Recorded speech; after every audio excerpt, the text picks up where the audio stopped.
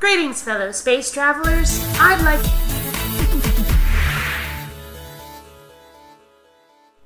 Greetings, fellow space travelers. I'd like you to meet a fellow who goes by the name xchampx, and he's got a question for atheists that I feel I can answer.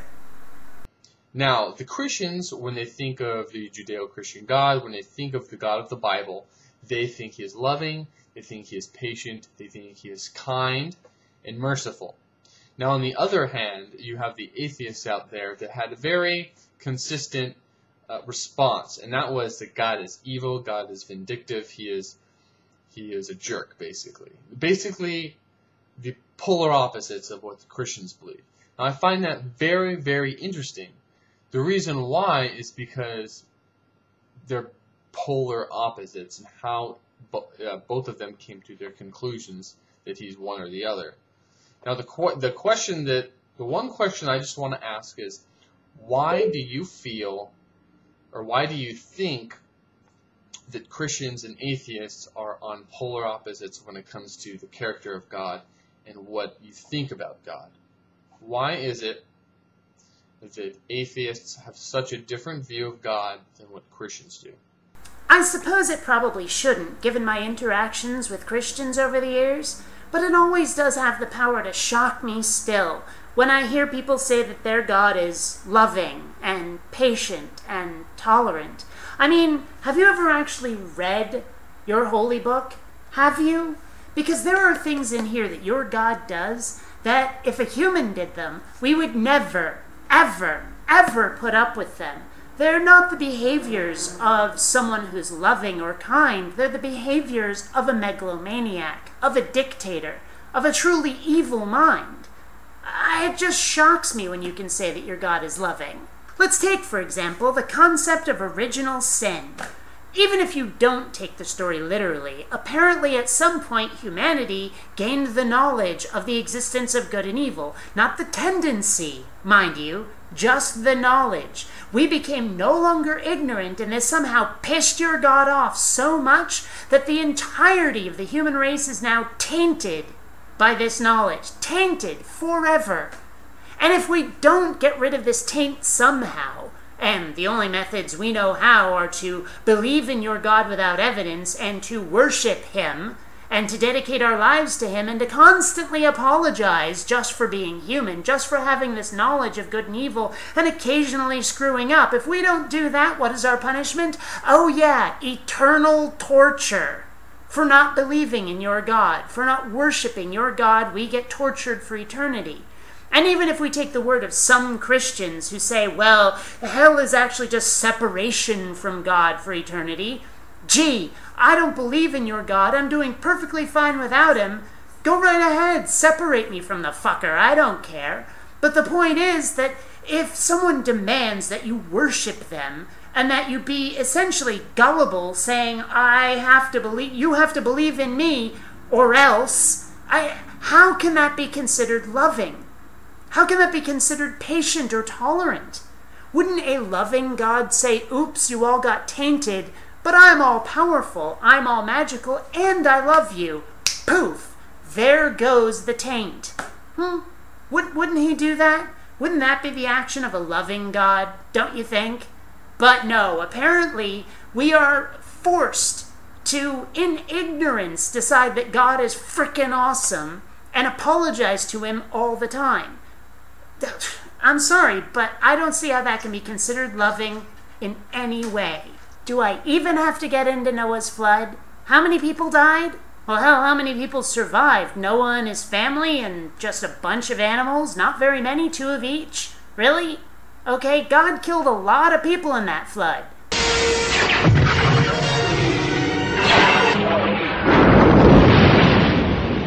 I'm sure he's very loving.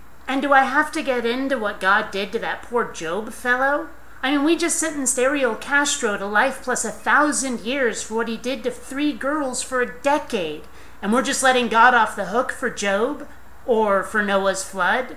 Or for any of this crap? Are you fucking kidding me? And let's not forget how your God feels about homosexuals. Yeah, destroyed an entire city, 2 of them I believe, Sodom and Gomorrah.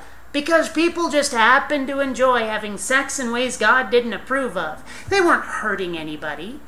And neither are the rest of us who happen to be LGBT. But apparently that pisses your God off so much that we're doomed to hellfire and torture and damnation for eternity just for loving the wrong people. Is this a loving God to you? Is it? Are you fucking kidding me? And you know what? I could go on and on and on. Have you ever actually read this book? Have you read it with an unbiased eye? Do you know what's in here? Because your God behaves like a complete psychopath, and we're supposed to love him and worship him and consider him to be okay. The truth is, if I thought your God wasn't fictional, I'd be searching for some magic ring or a flaming sword so I could kill the fucker, just to protect myself from his damn wrath. Seriously, your God is not a nice person, and I don't know how you can think otherwise. But apparently you do. I can't really explain it either. You'll have to tell me your mindset.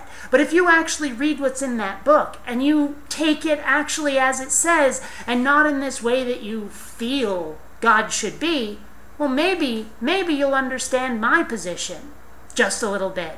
I mean, I think your position, I've heard this kind of thing from Christians often enough, is that you don't want to be alone. You're afraid of death. You like the idea of having this protective spirit that watches over you. And I can understand the attraction of it. But that doesn't make it true. And that doesn't mean that all the stuff in that Bible is negated just because you happen to think that God is going to be a nice person. That he's going to be some daddy figure for you. I mean, seriously, wake up. The God that you're worshiping is A, not real, and 2, a royal asshole. There should be a consistent view of God, right? But it's really inconsistent when it comes to atheists and Christians. Yeah, that's because you lot have your heads buried in the sandy desert of wishful thinking. All right, thanks, guys. Bye-bye. Look, I didn't mean for this to turn into this much of a rant. I didn't mean to get this pissed off.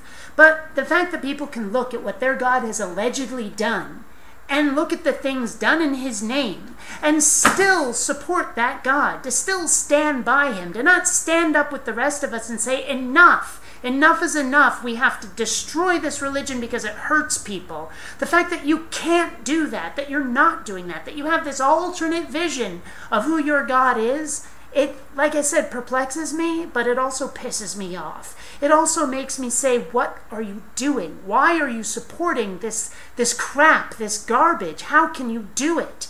I mean, even if your God was real, you should be standing with me and wanting to fight him off for this crap. But you don't. And I don't see how that can possibly be. I really don't. Until next time, fellow space travelers, this is BionicDance saying don't run on automatic. Instead, please think. Please take the time to rate this video. And hey, if you dig what I do, subscribe. And please visit my Zazzle store, where you'll find all kinds of BionicDance merchandise. Droids don't pull people's arms out of their sockets when their videos aren't rated. Bionic dances are known to do that.